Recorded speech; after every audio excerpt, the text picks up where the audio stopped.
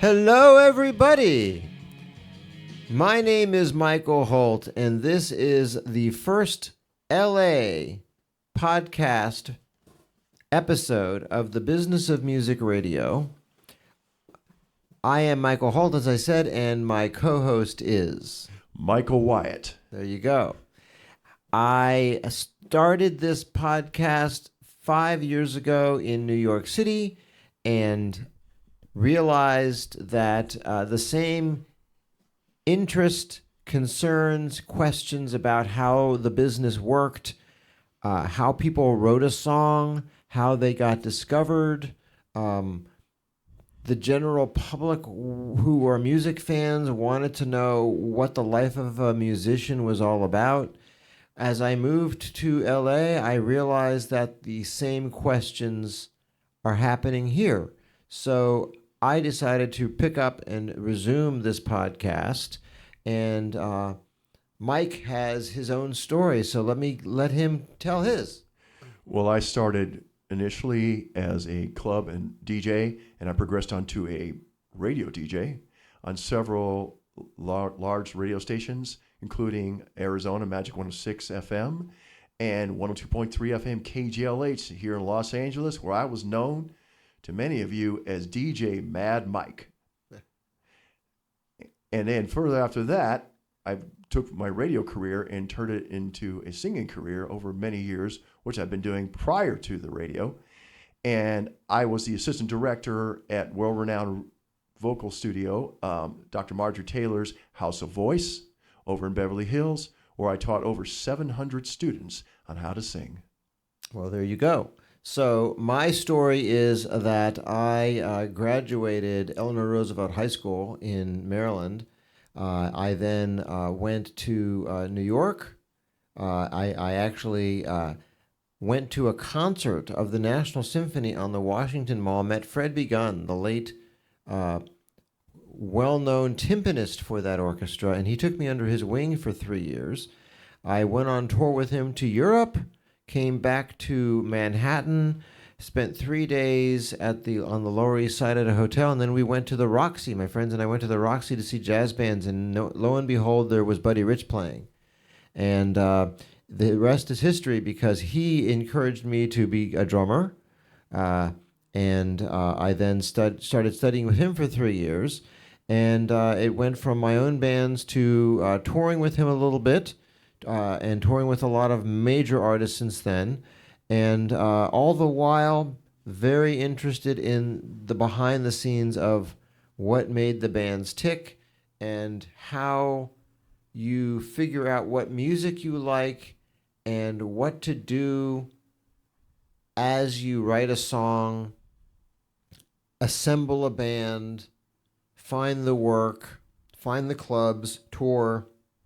The whole thing is complex, and I decided that I wanted to share what I had learned over those 30 years with people. This podcast is my way of doing that. So we will be talking about bringing forth topics that include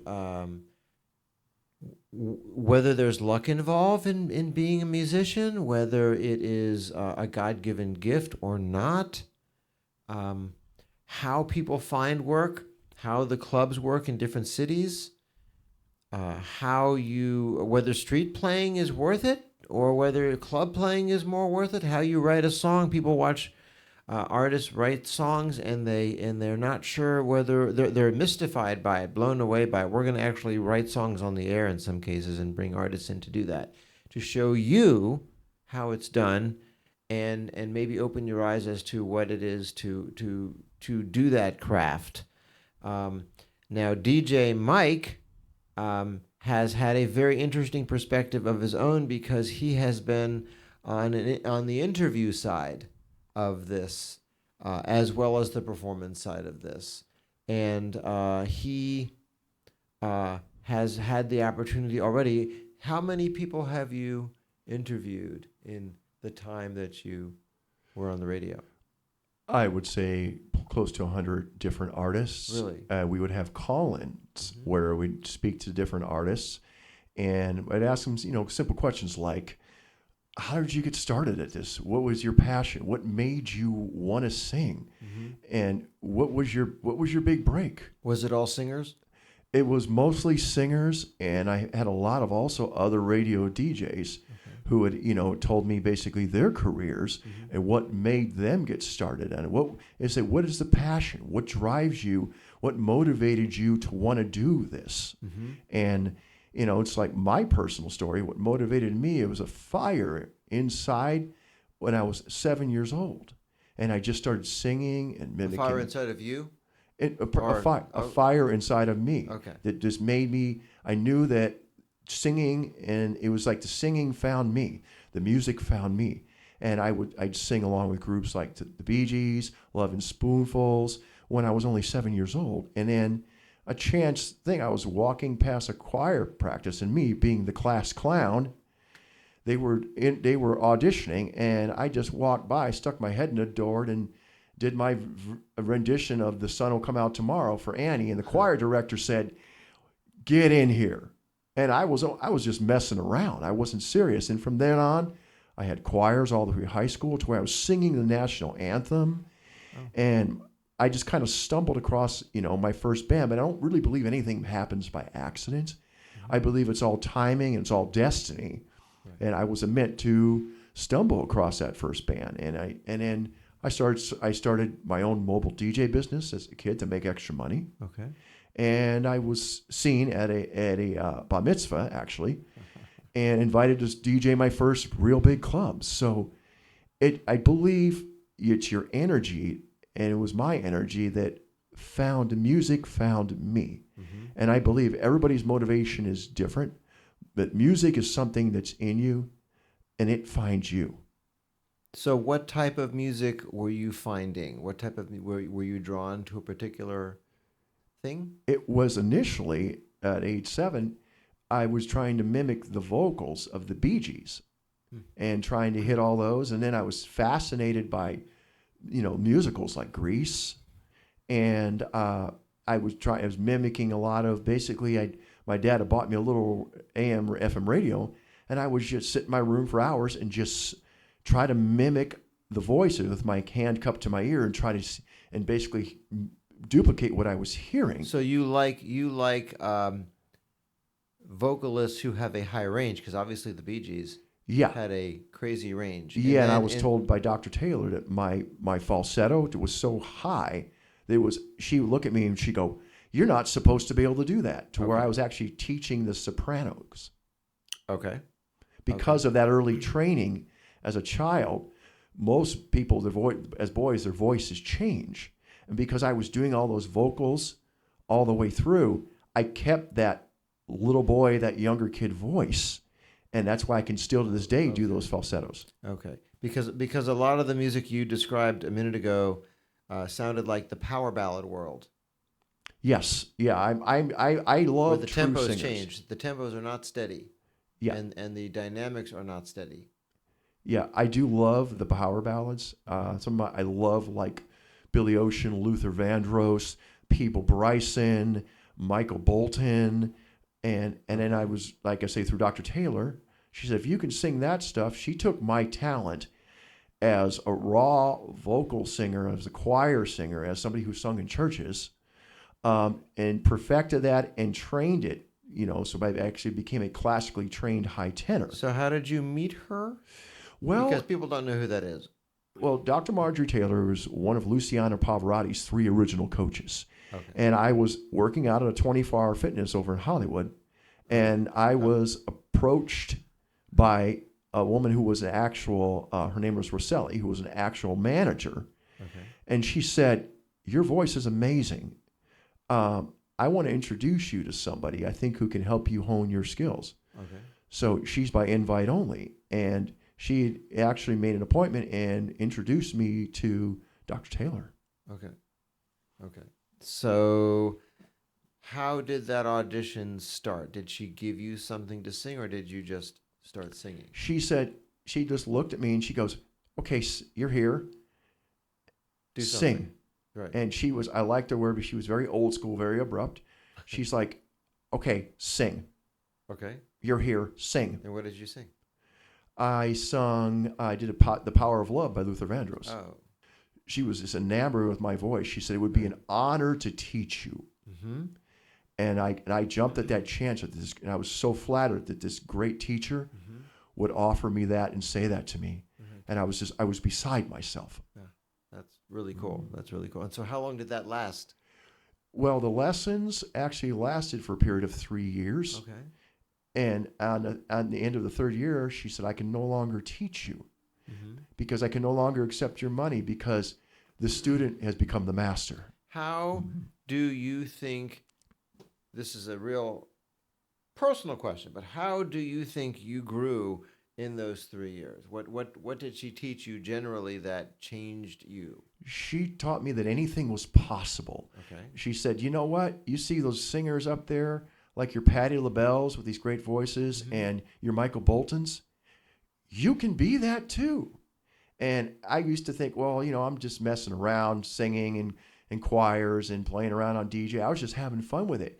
And she took it to the level where she made me realize that could actually be a career. This could be a business, that this could be something. So was it pop, rock, opera? It was opera. She actually trained me I actually became a classically trained high tenor. I don't think of a show singer as opera. I think of it as different. A show singer is very different from opera. But you said she was a show. She would do huge opera productions like La Donna Mobile. Okay. She worked with the Three Tenors. Okay. She worked with Pavarotti, as I had mentioned. And a lot of these they were huge opera shows. She sung. She was the mentor for a lot of people. Okay, that's really cool. And when did she pass away? She passed away after she'd had a stroke. Lived on for about 4 years. Okay. And she passed away at 99. Back in 2015. Okay. Where was she from? L.A. The L.A. area? She was from Los Angeles. Okay, L.A. Got it. Yeah. So you're from L.A. Originally, I was born in Chicago. Oh. And I came here when I was 7 years old. Okay. As my parents didn't want me and my little brother to have to grow up in that horrible weather. And we were getting sick all the time in the mosquitoes, so they brought us out here for a better life. Okay. And what did your mom and dad do? My father was an electrician. My mom was a homemaker who later became a nurse. Okay. And I was always discouraged from the singing. They were like, "Why are you wasting your time? My father, very traditional, was, you should pursue a trade." And the music was my passion. I never felt complete unless I was doing my music. Yes. So the music found you. You did not. Absolutely. Yeah. It's something in you as a person. That you don't feel. Never felt complete or never fully happy unless I was singing or writing music. And Dr. Taylor took that to a whole new level. She actually taught me how to read music, how to write, how to compose, and I actually taught classes on how to write and compose to other students. And she made it very simple. It's something inside of you. It's sung poetry is what music really is, and you hear the melody. A lot of people hear the lyrics first, they hear the melody. I hear the melody, and then around that, I actually hear the poetry behind it, the poem. As a drummer, I've heard a lot of drummers say this, they don't necessarily pay attention to the lyrics so much. They're paying attention to everything else in the song, because you have to be to be a really good drummer, you're not playing to the song, you're in the song. Absolutely. I can't to this day I can't quite explain this, but when I'm hearing the song and I'm playing things, the playing is automatic, and I have to, and I know what I'm supposed to do, so I'm not deviating from that. But exactly how I engineer it and how I execute it. There you go. Is definitely about what I feel of the moment. So that makes the live concerts very unique for me, because depending on what the band is doing will depend on what I'm doing in the band. Yes. So I'm in the moment. Even my bass drum could deviate or the intensity of the snare hit, depending on what I'm hearing the band doing as I'm getting into this. And so when you have performed, and I'm getting into this with the listener because this is an art, what one musician does versus another musician does may be totally different and still totally correct. So I'm always interested in finding out what makes the musician ticking is the wrong word. It's not what makes them tick. It's what makes them perform the way they perform, because sometimes they can't explain it, but they do it. The audience is reacting to what they're doing, and I believe the audience is reacting to the emotion of what they're doing, which unless they're in the moment, in the song, there is less emotion, and therefore the audience is less engaged, but they may not understand that they are less engaged. Absolutely. What I used to teach my students is you need to if you didn't write the song and compose it yourself, you have to be able to get inside the artist's head, their heart, and what they were feeling. In other words, you have to, if there's no emotion behind the singing, then it's like you're just reading a book or reading out loud. This is why when I am working with an artist to add drums to their song, I'm having to say to them, first of all, if you don't like what I do, let me know, because I'll do it your way if you want. But I'm trying to interpret what they're doing from the inside of it to take a track that they may not even like so much and make it into the best track on the album. It's hard to describe this, but the drumming has that power. You have to feel it, just like you feel it with your drum. Yeah.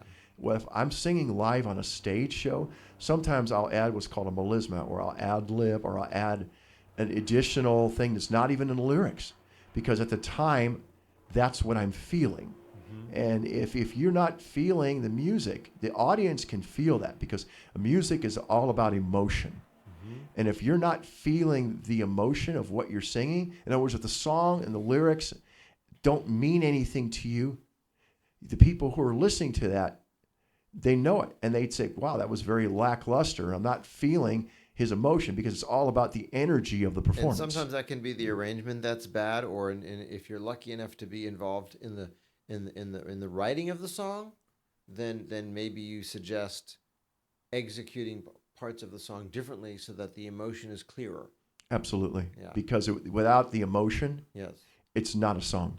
Yes. And you know how you know when you've done well with music or you perform on a stage is by the look on their faces, their emotions, the way they react. Because when you've affected them emotionally, then you know you've succeeded. I actually have cues that I use as I'm performing. Number one, is the person bobbing in their seat? Are they tapping their feet? Are they engaged with their hands and arms? Yeah. Or are they singing it? Yes, that's what I think of the same way. If they're singing it, yes, and the look on their face, because there's nothing like a smile. Other than that, if they're not doing one of those things, we're not doing this right. Exactly. Yeah. Exactly. Because if the energy and the passion's not into it, yes, then we failed. So the purpose of this show is to bring these in-depth discussions about personality, about attitude, about the culture, about emotion, and then the business side of, if you have those things, once you get to a point in your music where you have those things, how you make it in the business, whether you have to be discovered or whether you get people to find you your own way. We're going to have many discussions on this. We will be right back with more The Business of Music. So we are back for our next segment, and we were talking earlier about the emotion in music, but what I think is missing from that conversation is, how do you get emotional? And for a new player, for example, you almost have to let them get comfortable enough with the instrument and then show them sound samples of what they can do to be more musical. I know that when I was studying jazz, before I got into the jazz, I had always hit the bass drum with a medium timbre, And then when I began to study jazz, the first thing the teacher did was explain to me how if you just touch the head with the bass drum beater, you're creating a ghost note type of feeling where you feel it but you don't hear it. And that is one example of emotion, because you're creating an emotion by allowing that to be felt without it being heard. As a new drummer, that was really important, and it gives me an example of what I'm talking about. The control you have of the instrument allows you to be emotional with the instrument. So this next segment is going to be talking about how you allow the emotion to come out. Mike, do you have any thoughts on this? Yeah, I used to teach a lot of my students as far as how to feel the music. Right. And a lot of it was having to do with the way they sung. You have a lot of people who sing from the head and from the throat versus the heart. And when you sing from your heart versus it analytically from the mind, you actually feel the emotion more. And I was saying, what I'd say to them was, if you were the writer of the song, what do you think at the time when this person wrote it, what was their inspiration? What made them feel, how were they feeling at the time? What could have been going on in their life when they wrote this? Okay, now you're talking about singing from the heart, but I still say that, yes, we're talking about that with every instrument, but it's still an issue of control with the drums or with the saxophone. The saxophone is another example of an instrument that everyone thinks you play loudly because you're playing it. But the great saxophone players can have control over the instrument, and that control brings out emotion in the instrument. So when you're talking about singing and doing it with feeling, aren't you really talking about the control over that? And if that's the case, how do you as a singer control that? Tell me if you absolutely, think that, okay. Because it's like quality versus quantity. You don't need a high volume to get your point across as a singer. You can sing with a lower pitch voice and slower, and you can sing it with more emotion behind it, as far as I don't need to be loud to be heard. I can put my emotion and feeling, I can sing soft. But the quality of the vocal, the resonance of the vocal, in other words, there's the difference between loud versus sweet. Mm-hmm. And I would say to my students, when you're singing a love song, for instance, it needs to sound like honey off the end of a ladle. It needs to just sweet. It needs to soothe. In other words, nobody vocally, Dr. Taylor used to say this, nobody wants to be yelled at. They want to be soothed. And I think that's the key to it. You want it to sound sweet, and you want it to sound quality versus quantity, and you want it to sound soothing, because, once again, nobody wants to be yelled at. They want to be sung to. Okay. You think a lot of singers yell? There's a lot of people who sing, but they yell, and they're yelling at the people. They're not actually singing to. In other words, if I'm in the audience and I'm looking at you, and I'm an audience member, I don't want to be yelled at by you. I want to be soothed by your words. I want to feel the emotion, because yelling only offends somebody. See, I think that that singers who are yelling do not realize that they are doing that. But the real question is, how are they then taught not to do that? And I think that singers are the most misunderstood instrument. First of all, with a singer, there are a lot of people who believe, I'm one of them, that most singers are only capable or only good at singing certain types of songs. That if they're given the wrong song, it just won't work for them, which is unique to singing, and it is different from that of any other instrument, where a drummer can play anything. I'm one to say that I can play anything, but sometimes I have to figure out what it is. With singing, can you sing anything? Or I can sing anything. Even I had one of my male singers who was a baritone singing a Patti LaBelle song. Mm-hmm. And I said, he's like, well, Mike, that's not in my range. And I said, it doesn't have to be, because you can sing you can sing the lyrics, feel the lyrics, and you make it your own, and your own with your own vocal quality.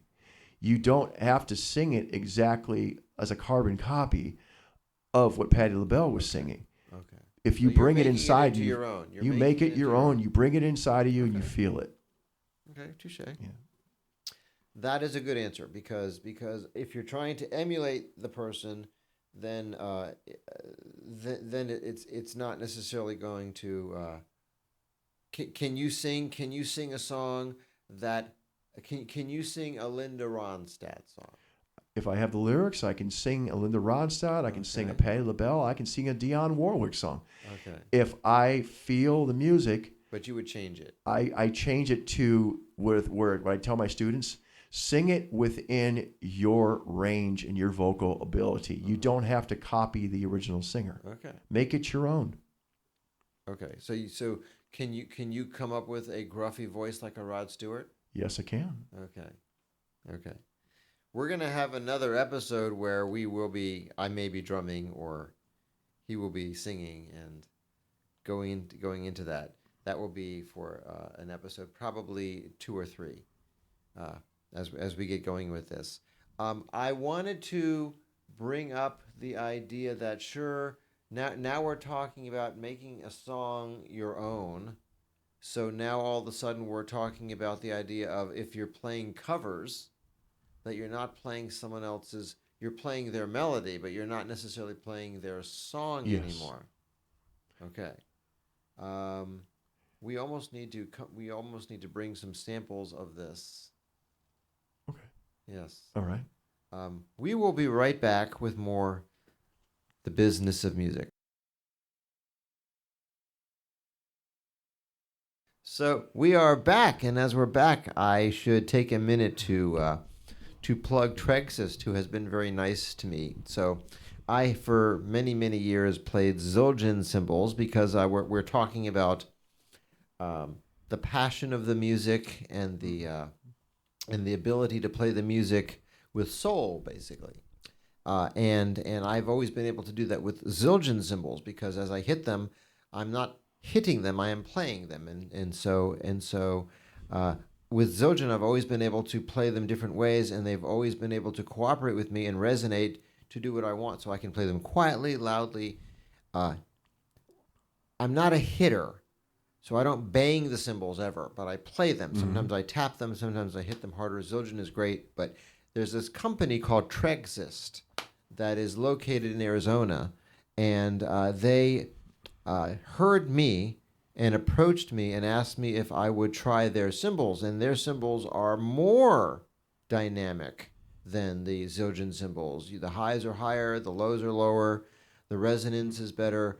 I play them, and they're just sweet. So they made a line of cymbals for me, and I should mention that if you're interested in hearing what they sound like, go ahead and message me, and I'll make sure that we I'll enable you to try them, or to hear some of what's on the website, to sample them, so that you can understand what they are. They're something that I think you probably would like to try if you're a drummer.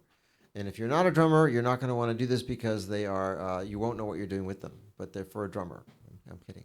They sound amazing. They sound amazing, yes. It's kind of the way I feel about Neumann microphones. Okay. So what do you think about Neumann microphones? I think they're the most amazing microphone, because I've used other brands of microphones, and nothing beats a Neumann, because it sounds like your actual voice. Oh. Versus it doesn't cut out your highs, it doesn't cut out your lows or your mids. It basically, anything that you can sing or say into the Neumann microphone, it picks up all the resonances perfectly. So if you were asked to give an endorsement of Neumann microphones, you like them? I would absolutely, because I've done some research as far as the manufacturer. It's 4 generations in Germany of a family. That it's a family-owned company, and all these are made in a clean room by hand. I think I'm actually talking on one. Yes, you are. You're speaking into a Neumann microphone right now. Okay. And it sounds good. Sounds very nice.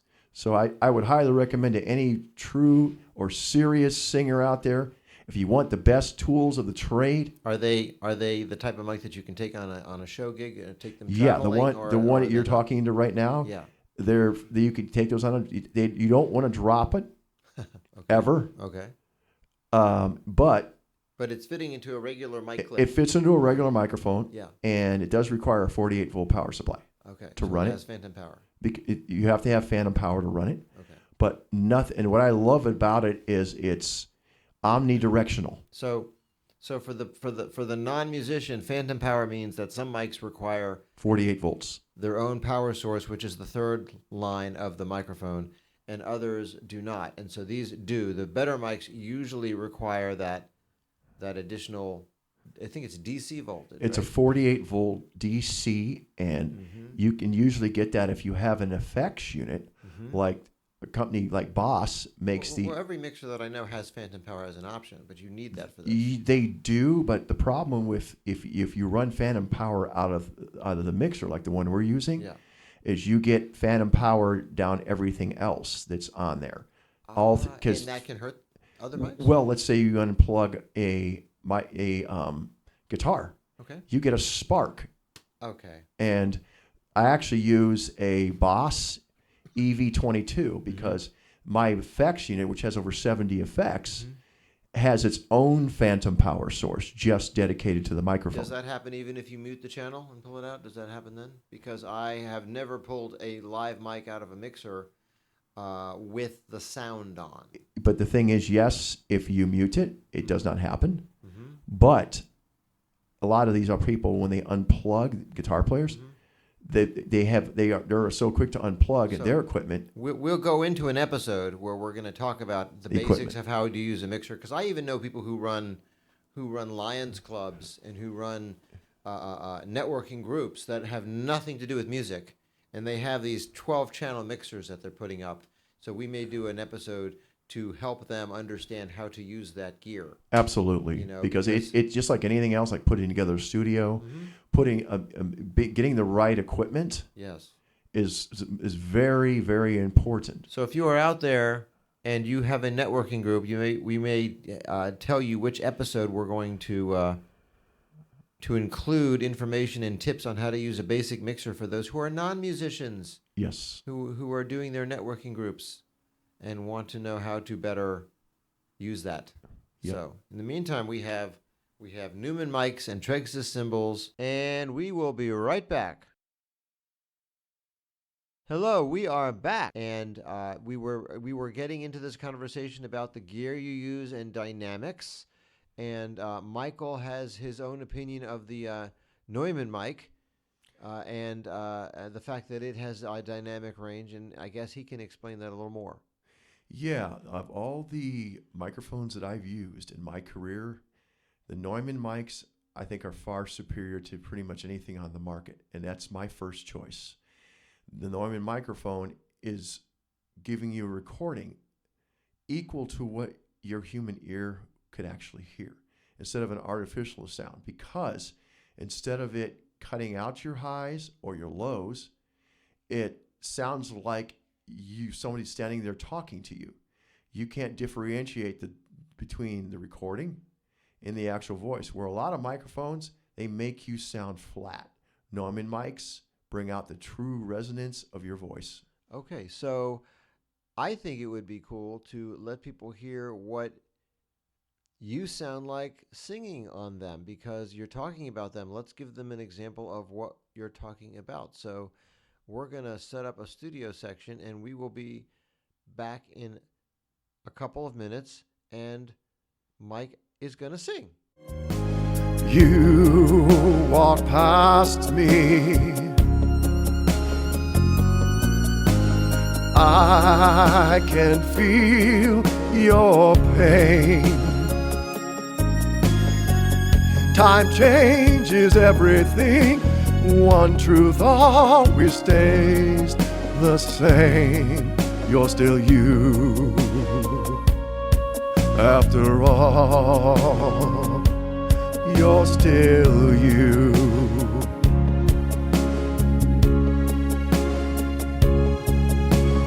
I look up to.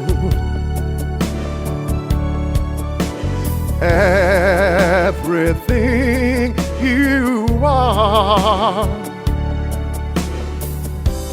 In my eyes you do no wrong, and I believe in you, although you never asked me to. I will remember you and what life put you through. And in this cruel and lonely world, So we are back, and I thought that was fun to hear him use the mic and allow everyone to understand what he meant, what you meant by this dynamic range of the mic. I think I'm going to get a little indulgent and end the show with a recording of me a little bit back playing Under Pressure from Queen. And I think this is fitting because it is a cover that everyone's heard, but it is also me playing the Trexist cymbals, and you get to hear what they really sound like in a song. So we'll be right back on the other side after this.